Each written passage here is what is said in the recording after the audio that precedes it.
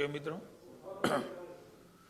ભૂપેન્દ્રભાઈના અધ્યક્ષસ્થાને મળેલી આજની મંત્રીમંડળની બેઠકમાં ખાસ કરીને મંત્રીમંડળે મુખ્યમંત્રીશ્રીએ મહેસૂલ ક્ષેત્રે જે એક મહત્વનો નિર્ણય લીધો છે એના માટે ખાસ અભિનંદન પાઠવ્યા। આ નિર્ણયથી રાજ્યના અનેક ખેડૂતોને સીધો જ ફાયદો થવાનો છે।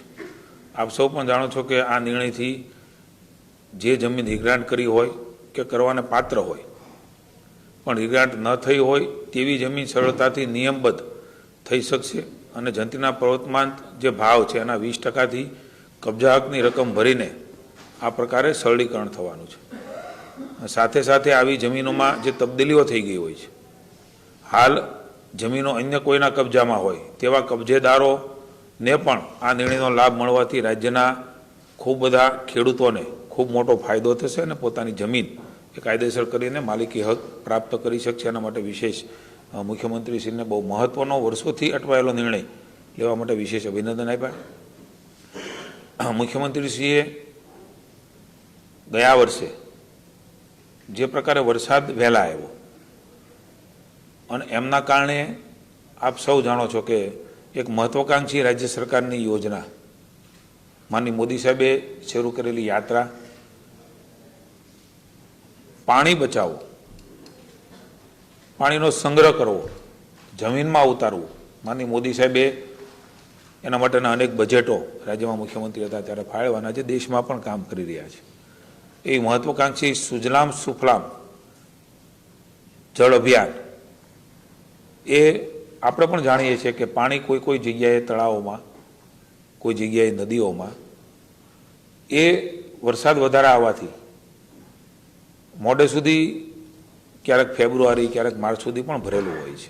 આ વખતે માનનીય મુખ્યમંત્રીશ્રીએ આજે કેબિનેટમાં નિર્ણય લીધો છે, સૂચનાઓ આપી છે ચીફ સેક્રેટરીને કે સુજલામ સુફલામ જળ અભિયાન યોજના એ 21 ફેબ્રુઆરીથી શરૂ કરવામાં આવે, જેનો ફાયદો એ થશે કે જે પ્રકારે ક્યારેક વાતાવરણના કારણે વહેલો વરસાદ ગયા વર્ષે ખૂબ વહેલો આવી ગયો હતો તો એના કારણે આપણા તળાવો એ ઊંડા ઉતરી શક્યા નહોતા। એટલા મહત્વાકાંક્ષી જે યોજના છે 21 ફેબ્રુઆરીથી શરૂ કરવાનો નિર્ણય એ માનનીય મુખ્યમંત્રીએ સૂચના આપી છે અને એમાં પણ કેટલાક મહત્ત્વની બાબતો પણ ધ્યાને લીધી છે। 3જી માર્ચે હોળી હોવાના કારણે અને હોળાષ્ટક 24 ફેબ્રુઆરીથી બેસી જાય છે, એટલે જે પ્રકારે આમાં કામ કરવાવાળા શ્રમિકો છે એ શ્રમિકો પણ અન્ય રાજ્યમાં જતા હોય છે, હોળાષ્ટકના ઉત્સવોમાં હોય છે, એમના કારણે કે ગેપ ન પડે ને શરૂઆત થઈ જાય એ કારણથી આ શરૂ કરવાનો નિર્ણય, કારણ કે પછી પાછા આવે ને પછી શરૂ કરવામાં કોઈ વાર વરસાદ વહેલો આવી ગયો હોય તો જે સંગ્રહ શક્તિની મહેચ્છા છે એ પ્રમાણે કદાચ ન કરી શકાય। પણ મને કહેતા આનંદ છે કે આપ સૌને જણાવતા એ પણ ચર્ચાઓ થઈ છે કે 8 વર્ષમાં જળ સંગ્રહ એ સુજલામ સુફલામ જળ અભિયાન દ્વારા કેટલું પાણીનો સંગ્રહ એ આપણે કરી શક્યા છીએ। અમે તમને 8 વર્ષના આંકડાઓ આપવાના છીએ। 13,994 મિલિયન ઘન ફૂટ પાણીનો સંગ્રહ એ આપણે કરી શક્યા છીએ અને 207.67 લાખ માનવ દિન એટલે કે લાખમાં સંખ્યા છે એ ઉત્પન્ન થયેલી માનવ દિનની જે મજૂરી છે પણ 207 લાખ જેટલી થાય છે, એટલે લાભ પણ મળે છે શ્રમિકોને, પાણીનો સંગ્રહ પણ થાય છે, આપણું તળ ઊંચા આવવાનો ફાયદો પણ રાજ્યમાં રિસર્ચો થયા છે કે ગુજરાતના તળો એ પાણીના ઊંચા આવ્યા છે। એમાં આ મહત્વાકાંક્ષી યોજના એ આ વર્ષે ખૂબ વહેલા શરૂ કરવાનો નિર્ણય માનનીય મુખ્યમંત્રીશ્રીએ લીધો છે। એક રાજ્ય સરકારે જે પ્રકારે કામગીરી કરી છે, ખાસ કરીને મારો વિભાગ એમાં કૃષિ વિભાગને પણ વિશેષ અભિનંદન આપવામાં આવ્યા છે।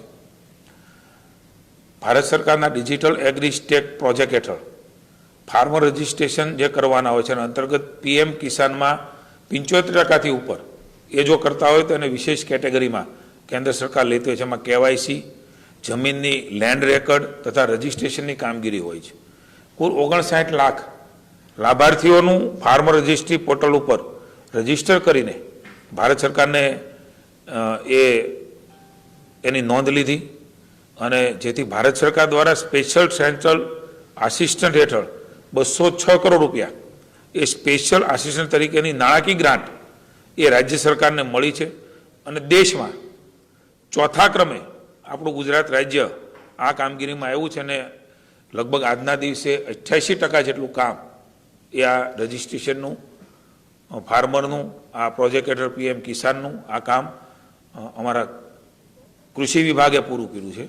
એની પણ વિગતવાર અહેવાલ આપ્યો ને મુખ્યમંત્રીશ્રીએ પણ એની સરાહના કરી છે.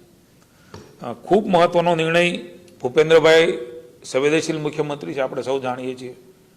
અવારનવાર એ કંઈક કોઈ સામાન્ય અરજદારને કોઈ ઓફિસોમાં જોઈ જાય, આપણા માધ્યમો સમાચારોના માધ્યમથી જોઈ જાય તો પણ વહીવટીતંત્રને સૂચના આપતા હોય છે કે આ ન થવું જોઈએ, આના માટેનું જે કરવું પડે. ઉલટાનું હું તો એમ કહીશ કે નેગેટિવ સમાચારો હોય વહીવટના, એડમિનિસ્ટ્રેશનના, એમાંથી પણ લઈને હંમેશા વિભાગોને કહેતા રહ્યા છે મુખ્યમંત્રીશ્રી કે આમાંથી જે છે સત્ય એ કરીને આપણે વહીવટીતંત્રમાં સુધારો કરીને પ્રજાહિતમાં નિર્ણય લઈએ. એક એવો જ મહત્વનો નિર્ણય ભૂપેન્દ્રભાઈએ ખૂબ સંવેદનાથી, કારણ કે તમે હું બધા જાણીએ છીએ પરીક્ષાઓ પૂરી થાય એટલે વિદ્યાર્થીઓ અને એમના વાલીઓ અલગ અલગ જગ્યાઓ ઉપર કારણ કે આવકનો દાખલો લેવાનો, એમને કંઈ શિષ્યવૃત્તિ, એમને કંઈ એડમિશનો, કોઈ જાતિનું પ્રમાણપત્ર લેવાનું, આવા લગભગ 18 થી 20 જેટલા અલગ અલગ પ્રકારના પ્રમાણપત્રો અલગ અલગ એમના એડમિશનો દરમિયાન એ લેવાના હોય છે. અને આપણે જાણીએ છીએ કે ખૂબ મોટી લાઈનો, હજારોની લાઈનોમાં વાલીઓને એક તો એડમિશનનું ટ્રેસ હોય છે, સાથે સાથે આવકનો દાખલો, એની સમય મર્યાદા હોય છે ફોર્મ ભરવાની, કારણ કે બધું જ એ સમયબદ્ધ ચાલે તો જ એ પ્રકારનું આગળનું એનું વિદ્યાર્થીઓનું ભવિષ્ય પણ. અને અલગ જગ્યાએ અન્ય જગ્યાએ પણ આ પ્રકારના દાખલાઓની જરૂરિયાતો હોય છે કે હોસ્પિટલમાં પણ આ પ્રકારના દાખલાઓ, જે આયુષ્યમાન ભારત કાર્ડ છે, અન્ય જે રાજ્ય સરકાર સવલત સામાન્ય માણસને પ્રાઇવેટ હોસ્પિટલ ને સરકારી હોસ્પિટલમાં જે પ્રકારે રાજ્યમાં ફાયદો મળે છે એમાં એને અડચણ ન પડે એમના માટે મહત્વાકાંક્ષી નિર્ણય. લગભગ મારો અંદાજ છે ત્યાં સુધી 70 થી 80 લાખ વિદ્યાર્થીઓ, એટલે કે પરિવાર ગણાય, હજારોની સંખ્યામાં, લાખોની સંખ્યામાં અલગ અલગ જગ્યા ઉપર તાલુકા પંચાયત હોય, મામલતદાર હોય, આપણી રોજગાર કચેરીઓ હોય કે જાતિના પ્રમાણપત્રની કચેરીઓ હોય, આ બધી કચેરીઓમાં સરળતા એટલા માટે એમણે ચીફ સેક્રેટરીને સૂચના આપી છે કે આ વર્ષે તમે બધા જ અધિકારીઓ બેસીને આમાંથી સરળીકરણ કરીને ઓનલાઈન ફેસલેસ કેવી રીતે થાય એ માટેનું તાત્કાલિક કરો. ને 1 એપ્રિલથી આ નિર્ણય એ રાજ્ય સરકાર ફેસલેસ ઓનલાઈન આ બધા જ એમને પ્રમાણપત્રો મળી જાય. હાલાકી એમની જે વ્યવસ્થાઓ છે એમાં ગરબડી પણ ન થાય ને ખોટું પણ ન થાય, એના માટે જે કાંઈ નિયમ નાખવાનો હોય, રૂલ્સ નાખવાનો હોય, નાખીને પણ સામાન્ય માણસ હેરાન ન થાય એવો ખૂબ મહત્વાકાંક્ષી અને મોટો નિર્ણય એ સંવેદનશીલ મુખ્યમંત્રી ભૂપેન્દ્રભાઈએ સંવેદનાસભર નિર્ણયની પણ અધિકારીઓને કહ્યું છે. ને 1 એપ્રિલથી આ પ્રકારની વ્યવસ્થા રાજ્યમાં ગોઠવાઈ જશે. Thank you.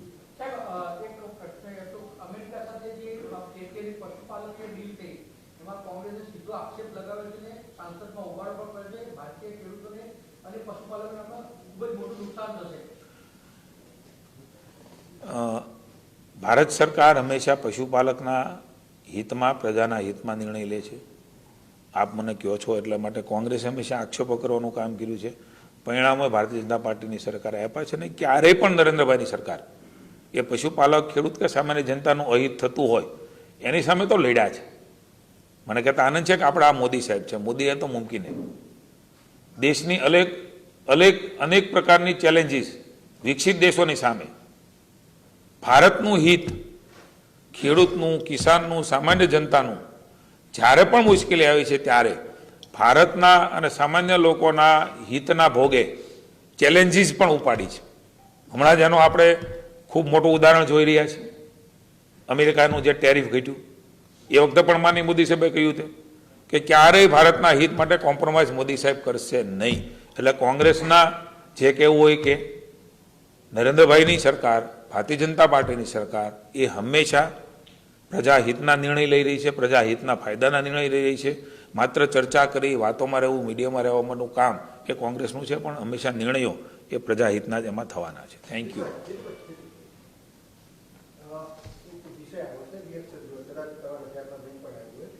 જે ટ્રેક્ટર રેલી યોજાઈ હતી મોરબીની અંદર, એની અંદર કોંગ્રેસના નેતાએ જે કલાકારો આપણા હોય છે એના વિશે એક ટિપ્પણી કરી છે અને કલાકારો વિશે ટિપ્પણી કરતા કીધું છે કે આ ગાયક કલાકારો હવાઈઓ કરતા હોય છે અને ઉદ્યોગપતિઓની ભણવાઈઓ કરતા હોય છે. કલાકારો વિશે કોંગ્રેસના નેતાની આ ટિપ્પણી. આ એમના સંસ્કારો બતાવે છે. આ પ્રકારની ભાષા ગુજરાતની જનતાએ ક્યારેય સહન કરી નથી. હું કોંગ્રેસના આગેવાનોને અને કોંગ્રેસને કહેવા માંગુ છું, તમારા શાસનમાં ચાલતું રાજ્ય, એમાં ઉદ્યોગ ગૃહો આવે, એમના માટેની ચિંતા તમે શેના માટે કરો છો? ઉદ્યોગ ગૃહો જ્યારે કામ કરે ત્યારે રાજ્યનો વિકાસ થતો હોય છે, સામાન્ય લોકોને રોજગારી મળતી હોય છે. ગુજરાતની વિકાસની ઈર્ષ્યા એ કોંગ્રેસ કરી રહી છે, ગુજરાતની જનતાની ઈર્ષ્યા કરી રહી છે. અને આ પ્રકારની નિમ્ન કક્ષાની કોઈ પણ કલાકારો માટે હું તો એમ કહું છું કે આ પ્રકારનો શબ્દ આજે રાજ્યની ભૂપેન્દ્રભાઈ અને હર્ષભાઈના નેતૃત્વની સરકાર એ ભવાઈ કરતા કલાકારોને પણ સન્માન મળે, આ તો એમનું પણ અપમાન છે. એ સંસ્કૃતિનો વારસો જાળવીને શેરી ગલીમાં કામ કરે છે, એને સન્માન કેમ મળે, એને એવોર્ડ કેમ મળે, એને કેમ પ્રગતિ થાય, એ પણ કેવી રીતે એનું કામ છે ચાલુ રહે, એના માટે સરકાર કામ કરે છે. કલાકારોએ આપણું સાહિત્ય, લોક સાહિત્ય, સંસ્કારો ને ધડકતું રાખે છે. લાખો હજારો લોકો ની મેદની ભેગી થાય છે. પણ મને એવું લાગે છે કે સનાતનની વાત, આ બધી જ વાતો સનાતનની છે. લોક ડાયરા, લોક સંગીત કાર્યક્રમો, આપણું ભવાઈ, આ બધી જ આપણા સનાતન સાથે જોડાયેલું છે. કોંગ્રેસને સનાતન સાથે કાયમ બાંધો રહ્યો છે. કોઈ એક વોટ બેંકની રાજનીતિ કરવા માટે થઈને, કેટલાક લોકોને ખુશ રાખવા માટે થઈને રાજનીતિ કરે છે અને પછડાટ પણ ખાય છે. આ ગુજરાત છે. પુનઃ એકવાર આપણી ધર્મ, સંસ્કૃતિ અને સંસ્કારને લઈને ચાલનાર સંસ્થાઓ જે છે, જે લોકો છે, એમના ઉપર મહેરબાની કરીને કઠોરાઘાત ન કરે. સનાતન એ સનાતન છે. સનાતનનો ધ્વજ એ જ્યારે લહેરાઈ રહ્યો છે ને એની વાતો કરતા હોય, કદાચ મને એવું લાગે છે ને પેટમાં તેલ લેડાતું હોય છે, પણ પ્રજા જવાબ આપશે. પ્રજાની સ્વીકૃતિ એ પણ આપ જોઈ રહ્યા છો. હાફળી ફાફળી થઈ ગયેલી કોંગ્રેસ, ગાંગી થઈ ગયેલી કોંગ્રેસ એ વલખા મારે છે. ઘડીક પહેલો મુદ્દો પકડશે, ઘડીક સરકાર સામે પહેલો મુદ્દો પકડશે, ઘડીક પહેલો મુદ્દો પકડશે. હું તમને કહું છું, આપ સૌ વિચક્ષણ લોકો છો, અત્યાર સુધીમાં હું બહુ લાંબુ નથી કહેતો, ખાલી 5 વર્ષ કહું, 30ના 30 લેવો તો 30 લેજો. કેટલા મુદ્દાઓ પર એ લોકોને સમજાવવા નીકળ્યા, મત લેવા નીકળ્યા, કાર્યક્રમો કર્યા. એમાં કયો કાર્યક્રમને કઈ સ્વીકૃતિ લોકોએ આપી? લોક સ્વીકૃતિમાં નહીં રહેલી કોંગ્રેસ, અંદરો અંદર બાખડતી કોંગ્રેસ, એ પણ આપણે જોઈ રહ્યા છીએ. ધારાસભ્યો સામસામી બાંધતા હોય, રાજ્યના નેતાઓ સામસામી સ્ટેટમેન્ટ કરતા હોય. આવી દયનીય સ્થિતિ કોંગ્રેસની છે. ત્યારે એ વધારે ભેખડે ભરાવાની પરિસ્થિતિની અંદર સનાતનનો વિરોધ છે એવું માનું છું કે આ કોંગ્રેસ સનાતનનો વિરોધ કરે છે. અને ક્યારેય ગુજરાતની જનતા સાખી નહીં લે. વોટ બેંકની રાજનીતિ માટે થઈને, કેટલાક લોકોને સાચવવા માટે થઈને એ નીકળી જનાર કોંગ્રેસને આવનારી ચૂંટણીમાં રાજ્યની જનતા જવાબ આપશે.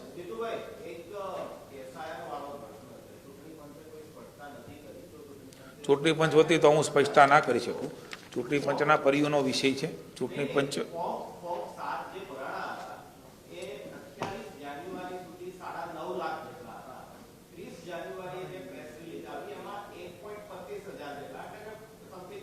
મેં આ વખતે પણ વાત કરી હતી. આ પ્રક્રિયાઓ શરૂ છે. બીજું ચૂંટણી પંચનો વિષય છે. હાલ પ્રક્રિયા પણ શરૂ છે. એ પ્રક્રિયામાં કોઈ પણ નાગરિક, કોઈ પણ સમૂહ અને કોઈ પણ પાર્ટી એ પોતપોતાની વાત મૂકી શકે છે અને એ પ્રકારની પ્રક્રિયા શરૂ છે. ચૂંટણી પંચનો વિષય છે. ચૂંટણી પંચનો વિષય છે. ચૂંટણી પંચ જ કહી શકે આના માટે. હું આના માટે અધિકૃત નથી. Thank you.